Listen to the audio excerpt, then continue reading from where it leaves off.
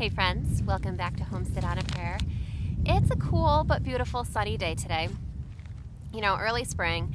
Today I am so excited because it's the first day that I actually get to do some direct sowing directly outside in my garden this year. So the 2025 garden, I've got seedlings growing inside, but the first time that I really get to get out in the garden and get my hands in the soil and really get planting out here is a really exciting day for me. Now today we're going to be starting some peas and possibly also some other plants depending on, we'll just see what I get to. I'm not sure how much of this I'll get to today. But I am starting a little bit later than I usually do. It is the end of March and I usually try to start my peas and some of these other, cold hardy plants a little bit, maybe mid-March or so. So we're, a week or two behind schedule. But I was out of town for, the time that I would normally start, and then it's been a little cool since I got back. So today is the first day that it's not really warm, but it is warm enough to be out here working in the garden. So, you'll see my garden is not fully cleaned up yet. I did do a little bit of cleaning up this morning, but, that I just wanted to reward myself for that hard work with a little bit of the fun work, which is planting in the garden. So today we're going to be planting some peas. I have 3 different kinds of peas that I'll be planting today. They're all pretty closely related. Now, we like to grow snap peas because honestly, I find that you get a little more bang for your buck, a little more, literally, but also when it comes to the time investment and just the yield that you get for the amount of space that we have. I think that it's a little bit more efficient to grow peas where you can eat the whole pod. Shelling peas are great and delicious. I've actually never tried growing my own shelling peas. So if I'm completely wrong about the more bang for your buck, go ahead and correct me in the comments because we do love shelling peas too. But we just generally grow snap peas here because we just like them fresh and delicious, and that's just what we've always grown. So today I'll be growing, first of all, 2 types of sugar snap peas. The original sugar snap pea, I just have a small packet of these, so I'll be planting a few of those. And then I also have the super sugar snap pea. These varieties are really, really similar. I've grown them both before. I grow them pretty much interchangeably. Every couple years I decide I want to do a trial and grow them both side by side, see which one I like better, and honestly I usually forget which one I planted where. So I did bring out some labels this time. I know that's quite a novel idea to label my vegetables, but hopefully that will help us be able to tell which are which. And the third variety is the Oregon Giant Snow Pea. So I'm probably only going to plant a few snow peas because we generally prefer snap peas, but just for a little bit of variety, we'll plant both. So right along this fence here, I'm not going to plant my full crop of these today because I like to succession sow a little bit. So in a few weeks, I'll be planting along the other sides of my fence. But today I'll be planting along this fence here. You can see behind me, there's 3 panels. So I'll be using 1 panel for each variety. And then also on the inside of the fence, I will be planting more of the peas as well. That is pretty close spacing to plant on both sides of the fence, but it's been my experience that peas really don't mind. Because I don't have a lot of space, I do like to maximize the yield I'm able to get in that small space, and planting my peas on both sides of the fence helps me do that. So let's get started. We're going to go down to the far end of the fence and we're going to start with these snow peas.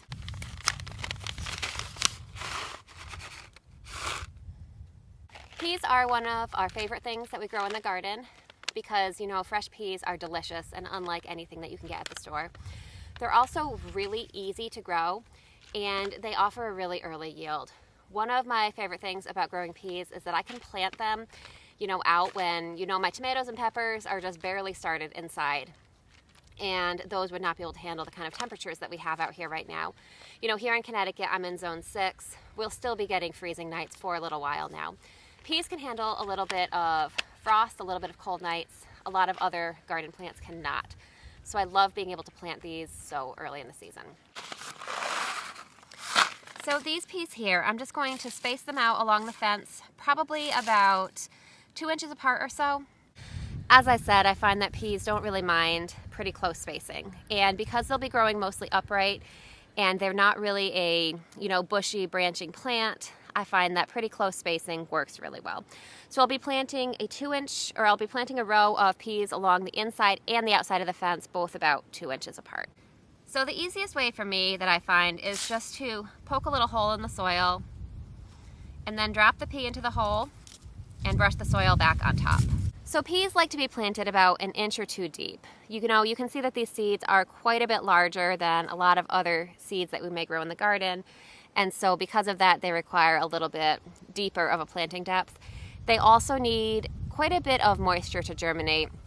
So planting them deeply like that allows them to really be able to soak up the moisture that they need. Speaking of moisture, I'm just going to mention now, because I'll probably forget to tell you at the end of the video, I'm not going to be watering these plants in because I'm cheating a little bit. We have several days of rain ahead of us, so I figured this would be the perfect time to get my peas in the ground and let nature water them for me. So I'm just going to go ahead and plant all down this row.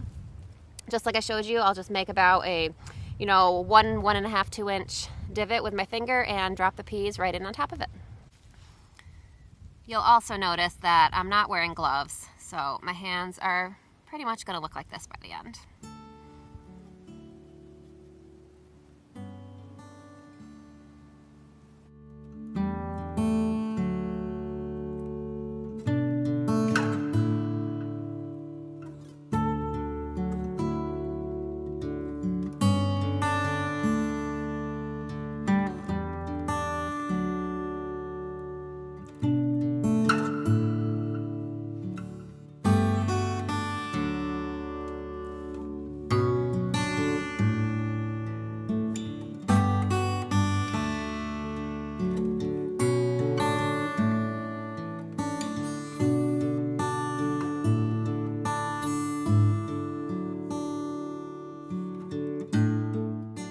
So as you saw, I did use my little hand rake to just loosen up the soil a little bit, but you may have noticed that I didn't amend this soil with anything.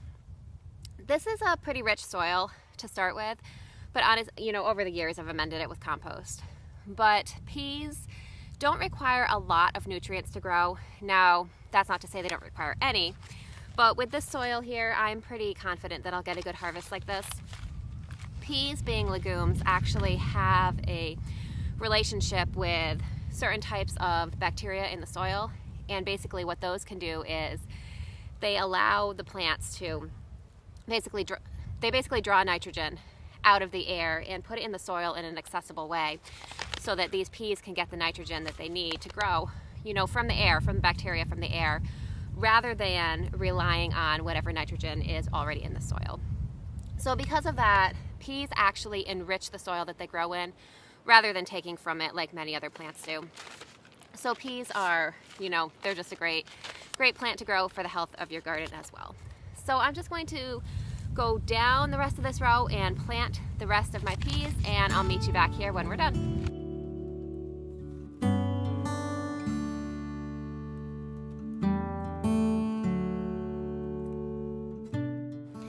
So we got all the peas planted that I'm planning to plant today.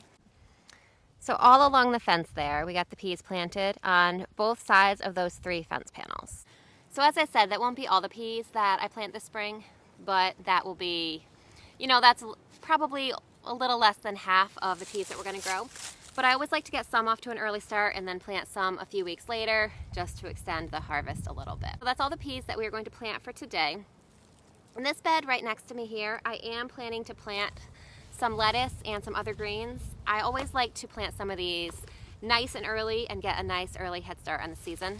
So on this trellis wall right here, I will ultimately be planting my tomatoes, and those will be growing up the wall. Now on both sides of the wall, we have some bed space that will be free. This is the back side of the bed, and this side of the bed will ultimately, as summer goes on, be a little bit shadier. Once the tomatoes are really grown up tall and really filled out, they're going to basically provide a wall right on that trellis there, and that's going to shade this back part. Because of the angle of the sun on my property, this back part will be a little bit shaded for part of the day from the tomato plants. Now we're going to take advantage of that, and I'm going to put plants that like it a little bit cooler there. Things like lettuce and greens. I've got some Asian greens, some arugula, and as I said, lots of types of lettuce that will go back here. Now, my tomatoes won't be going in for you know, about a month and a half to 2 months. So this lettuce will have lots of time to get established. We'll be starting to harvest it, and it will have access to all the sun then while the spring is still cool. But then when the heat of summer comes and my tomatoes are in and getting tall, it'll provide a little bit of shade for the lettuce, and at that point the shade for the lettuce will actually be a benefit. It should hopefully keep my lettuce sweet and tender a little bit longer, help it to, you know, conserve moisture a little bit, and prevent it from bolting as early as it could and getting bitter. So I am just going to fill this whole back of what will ultimately be the tomato bed with lots of lettuce and greens, and we'll have lots of salads in our future. So this soil doesn't really get compacted. We never walk on the garden beds, only in the walkways. But I'm just going to, I mean, you can see it is really loose and fluffy already, so it doesn't really need to be broken up. But I'm just going to run my little hand rake through it just to kind of smooth it out and get rid of, you know, some of the roots of last year's plants, just little bits of debris that we don't want stopping our lettuce from growing.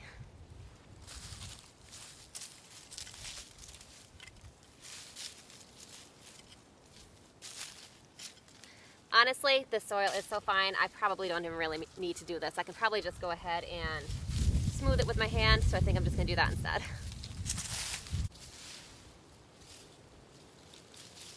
So about a week or two, I posted a video about growing lettuce, basically from start to finish, seed to harvest. So if you want more information about growing lettuce more in depth, I will go ahead and post the link to that video in this video description. Today we're just going to do a quick overview of planting lettuce down this bed. Now that video really focused on lettuce specifically, but I am going to be growing other greens in this bed, and I'm going to grow them pretty much the same way as I grow the lettuce.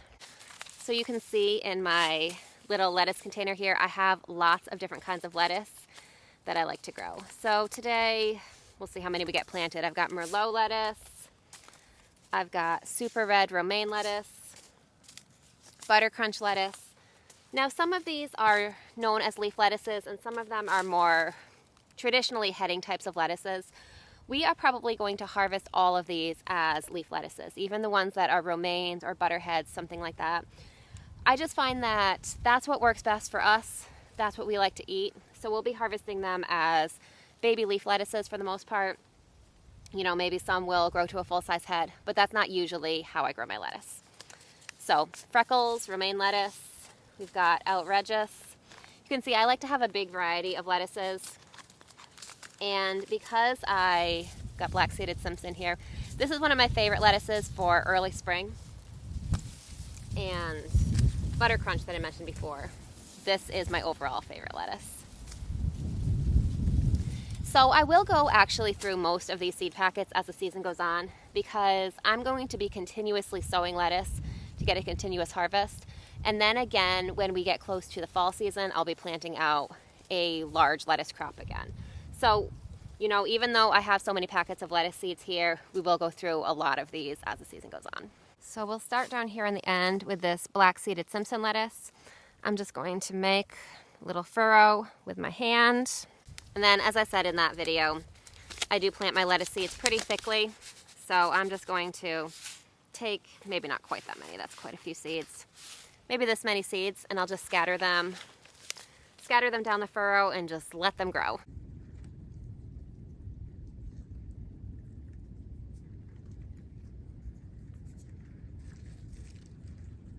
So I'm just going to keep going down this bed here until I have all my varieties of lettuce seeds planted. So this is not going completely according to plan. I was planting my freckles romaine lettuce and I accidentally dropped the seed packet and half the seeds fell out. So I tried to scoop them up as much as I could. We have now a double row of freckles lettuce, and we'll probably have some freckles kind of mixed in with the other lettuce too. But I mean, this looks like a beautiful lettuce, so happy to have some extra of this one.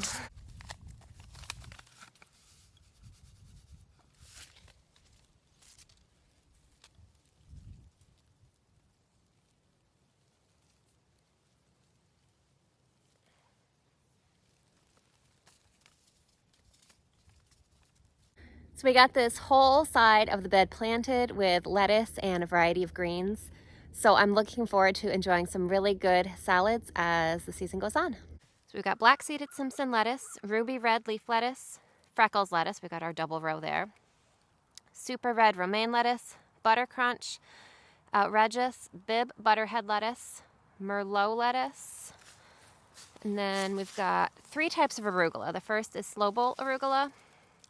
Then I've got Shanghai green pak choi, Astro arugula. We've got a double row of the pak choi also. I'll harvest this as baby pak choi. My Sowing greens, I don't know if I am pronouncing this correctly, but it looked really similar to this, which I also don't know how to pronounce. And I'm wondering if they're similar, so I decided to grow both. In here we've got wild arugula, and then finally some tatsoi. So that's, I think, all I'm going to plant today. I might sprinkle a couple seeds of dill out in the garden too. I do find that dill tends to germinate better for me if it has a cold period before it's really time to germinate. So I'll probably sprinkle a little bit of dill. I'll find a spot somewhere in the garden and sprinkle a little bit of that too. But I think that's all that I'm going to plant for today. So thank you so much for hanging out with me in the garden on this first real garden day of the 2025 gardening season. I'm so excited for these plants to grow and to get some delicious harvests. I hope that you will come back and see how these plants grow. I would love to hang out with you this gardening season. So thank you so much for joining me today. I hope that you're having a great day, and I can't wait to see you soon. I'll see you next time.